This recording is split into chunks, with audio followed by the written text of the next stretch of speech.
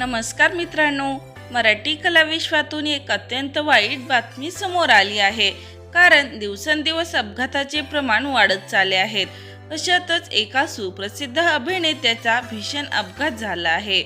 सावळेची जणू सावली आणि लग्नाची बेडी यासारख्या अनेक मालिकांमधून प्रेक्षकांच्या भेटीला आलेला प्रसिद्ध अभिनेता सुप्रीत कदम यांच्याबाबत एक मोठी बातमी समोर आली आहे. सुप्रीत कदम यांच्या गाडीचा भीषण अपघात झाला आहे. सुप्रीतने त्यांच्या सोशल मीडिया अकाउंटवरती एक फोटो शेअर करून चाहत्यांना माहिती दिली आहे. यामध्ये त्याच्या हाताला दुखापत झाल्याचे दिसून येत आहे. तसेच या फोटोच्या खाली त्याने अपघात कसा झाला याबद्दल सांगितले आहे.